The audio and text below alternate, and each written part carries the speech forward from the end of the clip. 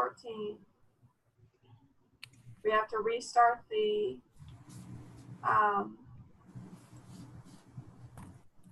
recording. Right, I did on my end, right? Perfect. Okay, can you see slide 14? No, I cannot.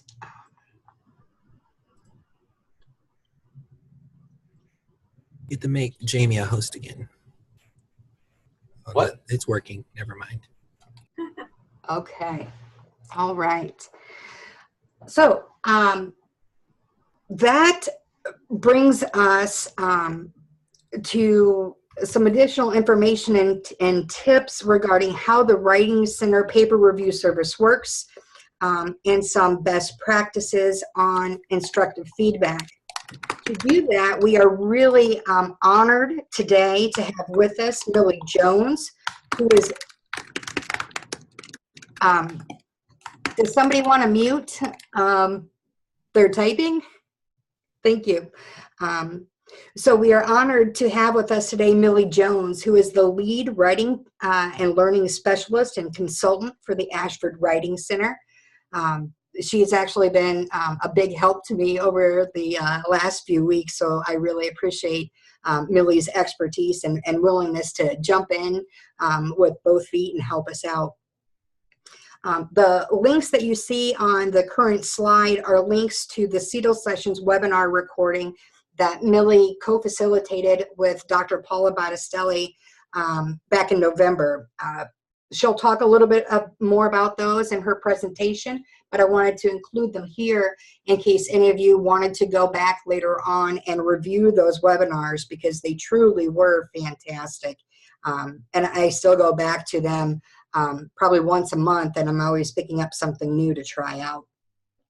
So with that, Millie, I am going to hand it over to you. And if you just want to let Jamie know when to advance the slide, she'll be happy to do that. So. Sure. Thanks so much, Stacy. I'm really happy to be here with all of you today, and hopefully I'll be able to address any questions or any concerns that you have about the Writing Center and the student supports that we offer, and also any faculty supports that we offer as well. So yeah, I think we can move on to the next slide. Thanks so much. So on this one, this is just a link here with, it includes a step-by-step guide. It's instructions on how to submit as well as retrieve a paper. I don't know if you guys are getting a lot of questions about the paper review. Oh, I've submitted my paper, but I don't know how to retrieve it. I know that I get a lot of those questions. And so in case you are getting those questions, I've just provided that resource here if you want to pass it on to the students. It's available on the Writing Center website, but they don't always know where to go to look for the different resources that might help them. So this is just step-by-step instructions on both how to submit a paper for a review from the Writing Center and also how to retrieve it. Sometimes it's the retrieval part that sometimes gives students some trouble. So that's how they can accomplish that. Yeah, we can move to the next one. And then, and this is a little bit redundant, Stacy mentioned this earlier, you know, how much of a paper should students submit? So students may say, you know, I didn't submit it to the Writing Center because my draft wasn't complete. I didn't have enough time to submit to the Writing Center because I didn't have enough content written yet. But the Writing Center, the paper review, it's for wherever a student is in the writing process. So if they have a full draft ready, absolutely submit it. We'll give feedback on the full draft. If it's just a partial draft, that's absolutely fine too. We can give feedback on just a partial draft.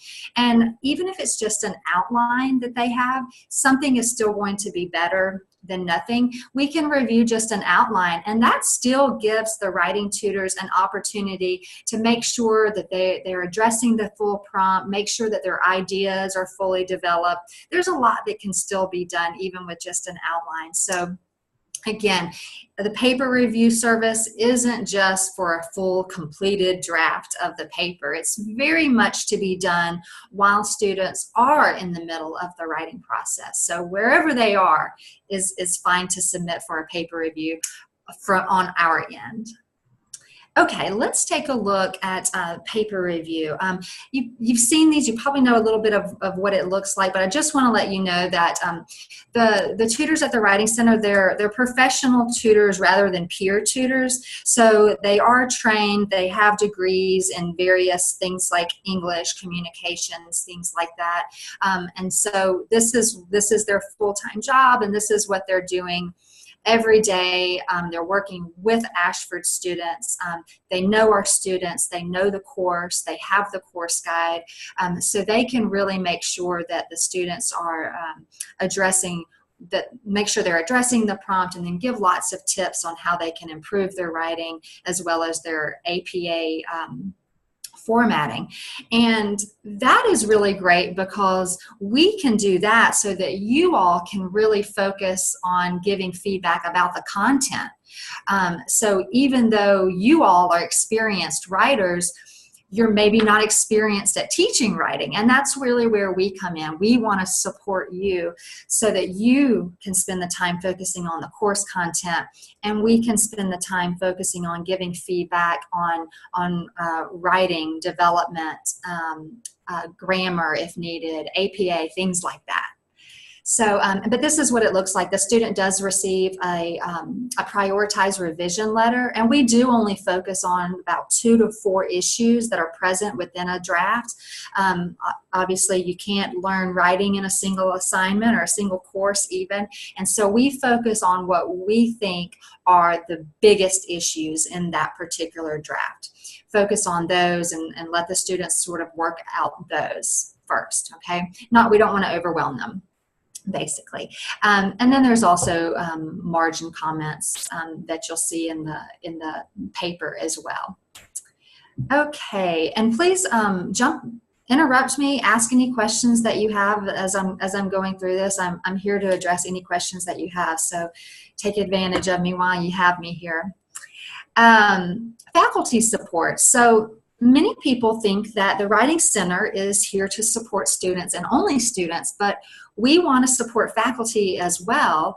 And so some things that we may see faculty say, I'd like to give a student an extra push to use the Writing Center supports. And we say, great, we want you to give them that extra push. We do have a faculty referral form, and it is found on our faculty services page. That page, there's a link to that page right at the bottom there, but it's on the Writing Center website, which I'll post a link to our Writing Center website in the chat box in just a minute. But we do have a faculty services page, and that's where you'll find a referral form. And just to give you a little bit about what happens when you do that, you fill out the form. You're familiar with what the student is experiencing issues with. You'd make check marks about what that is, and then we get that form, and then we reach out to the student individually with a personalized letter. We give them some resources, some sort of do-it-yourself resources, because we know some students prefer do-it-yourself types of resources. So we give them those. We also let them know that they can reach out to a live tutoring session. Some students really want to speak with someone, right? They want someone there to sort of walk through things with them. So we let them know that that's an option for them, and then also that they can utilize the paper review service. So that's one way to sort of give your students who may not feel as comfortable reaching out for some help, even though there's the paper review requirement. This is something that they can utilize throughout the course. So if you want to give them that extra push, do so. Another thing faculty may say, I need some ideas for giving effective writing feedback on student papers. And Stacy, you mentioned this earlier too. We do have, we've developed this professional development faculty refresher series. And one of those is all about giving effective feedback. And what we really focus on there is not trying to give so much feedback on grammar errors or APA, because those are such a small part of the rubric, but also because the Writing Center is available to do that. And we really want faculty to focus on those, on giving feedback for the content, the course concepts and things like that. So we've created this, and it's the links are in this PowerPoint that Stacy provided on an earlier slide, but I'll just mention a little bit. If we can go to slide 20, thank you. This is actually a PowerPoint. We can go to slide 21. But mostly this is just some of the slides that are pulled directly from that CETL session that we developed, and you'll see it's really, this hierarchy is really based on the rubric, you know, the course content, thesis statement, addressing the prompt, adequate analysis. Those are the things to really focus feedback on.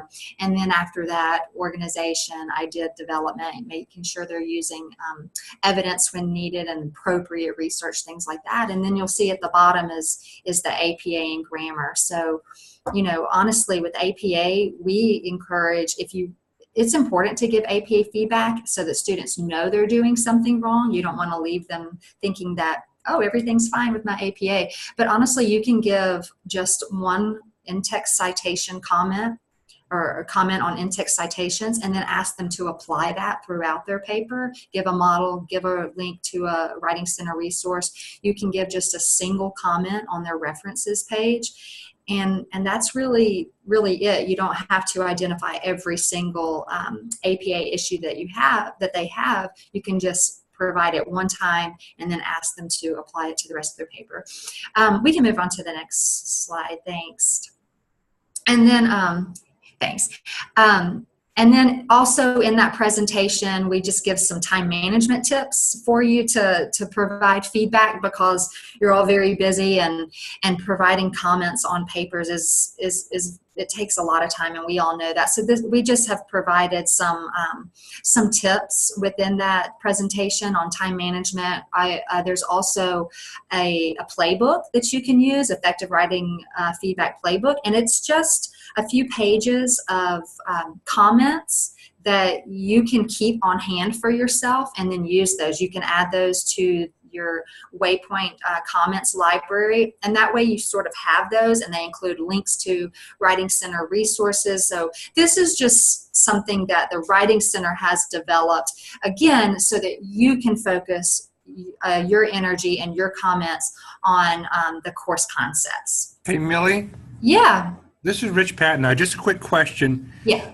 About a quarter of the students submit things to me, and there are just so many small grammatical errors, possessives, noun, verb, agreement, use of semicolon, run-on sentences, so on, etc. I don't have the time or necessarily the expertise to try to do that. I'm not sure what is the first thing I should do if I'm looking at someone who, over 2 papers, just has like 50 of these in a 300 or 400 word paper. Do I direct that person to a Writing Center specialist for some conversation? My tendency is to say, run it through Grammarly, but I don't know if either they do it or they learn anything. What's the best kind of strategy with a student who has got good content and all that, but it's just a mess in terms of grammar? Yeah, that's a great question. And we know sometimes the grammar can become such an issue that it just gets in the way of everything else, right? So, you know, you said your initial reaction is just to push them towards Grammarly. Honestly, that's what I would do too, because it is such a great resource and it is going to point out everything. If that's something you're doing and they don't seem to be utilizing it, there are a couple of different options, and I try to provide students with 2 or 3 options, because we know that all of our students are different types of learners, and like I was saying earlier, some of them like those do-it-yourself resources, where some of them want to really sit down next to someone and have them walk them through things. So for things like that, I would definitely push them towards Grammarly and let them know why. Of course, you know, a comment that I would give would be that, you know, your content is good. However, your writing is really overshadowing that, and it's very difficult for your reader to get to your ideas, and you don't want that. And to run your papers through Grammarly, you could even consider requiring that they do that, and then resubmit that assignment. But also, you know, the Writing Center website does have a page on grammar errors, and it may be something that they need to really look at these different resources and become familiar with what sort of issues that they're having problems with. They can also do the 24/7 live chat and work with a tutor. I think it's a little overwhelming, you know, for a student just to be told, you know, you need to go, you know, and learn these grammar usage rules. So if you are able to pinpoint just one or two errors that they are just consistently making, comma, run-on sentences and comma usage is by far the top error that I see.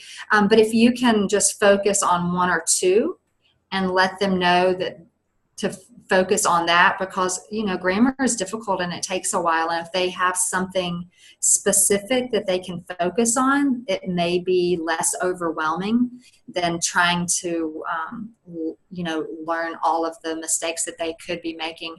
And typically, there are just 3 or 4 mistakes that a student is just consistently making, and you know that they do not know that rule, you know, subject-verb agreement or run-on sentences or something like that. Yeah. I hope that helps. Well, it certainly reinforces sort of the approach I'm taking. I usually pull out an example, and often in the edited part where I could throw a box in there. So I think giving them an example, running them to Grammarly and say, if that really is overwhelming to you, then you might want to consider a chat with a writing person and show them what the results of Grammarly. Can they do that? Can they get that to the Writing Center person? So they run a paper through Grammarly. It comes back all marked up and all. They go like, I don't get it.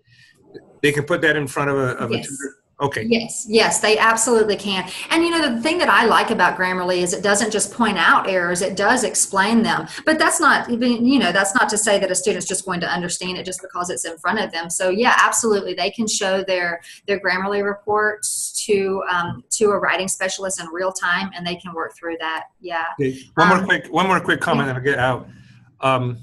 You know, I've never submitted a paper to Grammarly.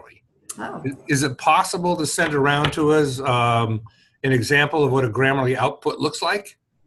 So I don't know what students are seeing. Yes, and you have a free premium account available to you. So if you wanted to, you can sign up for it and use it. But absolutely, My papers would have no corrections on them. So what would? Well, then no need. I can definitely send you. Give you an idea and show you what it looks like, what they're looking at. Absolutely, great question. Yeah, it's great. It doesn't just point it out. It says, hey, this is an error. This is why it's an error. These are some ways that you can correct that error. And it's good because then students can say, oh, I'm making this error is pointed out, you know, 12 times in this particular paper. So this is something I have an issue with. But then they can understand why it's an error and how to correct it, and then hopefully avoid that Thanks. error. That's very helpful. Thank you.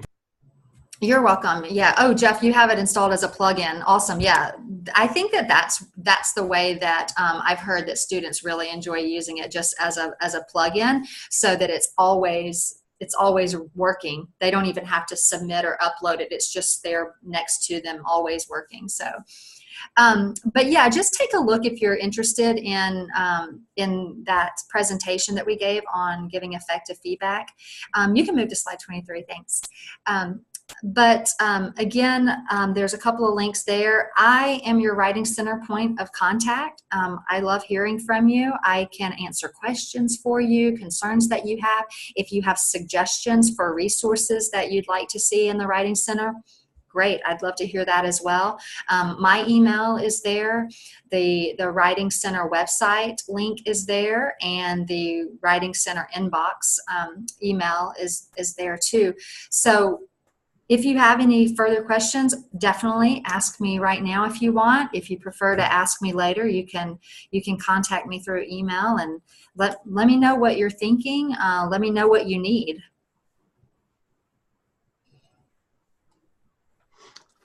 All right. Well, thank you very much for that valuable information and sharing those tips with us today, Millie. We do truly appreciate it. I know for myself, I have learned new information today, and there are already some takeaways that I have stewing in the back of my mind that I want to start implementing and using right away. So thank you again for all of your help on that. I know Jamie has been manning the chat, but if there... I couldn't see the chat while I was sharing my screen, Stacy. Oh, okay. Well, So if you have questions, type them again now, and we'll. Yes, we'll yes, definitely. Speak up on your phone. Yes, if you have any questions for Jamie or Millie or myself, please feel free to ask them now. We have a few minutes. As Millie said, you're certainly welcome to reach out to any of us at any time. We're all here for you and happy to help. All right.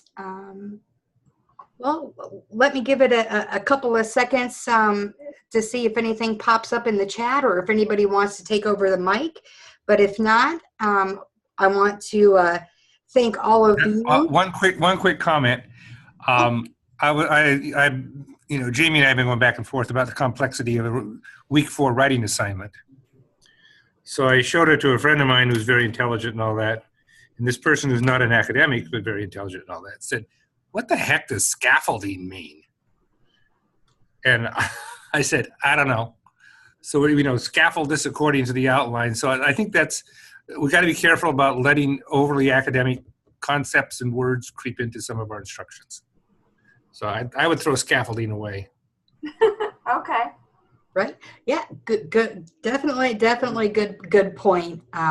You know, something that we'll have on the list for the next revision that we're all looking forward to for next year. So thank you for that, Dr. P. And thank you to all of you who took time out of your days to join us live for our first Paul 201 Faculty Forum of 2018. We truly appreciate you and all you do for our students. And again, another thank you to Millie for sharing her experience and expertise with us today as well. So thanks, everybody. Have a great rest of your day. Thanks, Stacy, and thanks, everybody. Feel free to reach out via email to Stacy or myself if you need anything.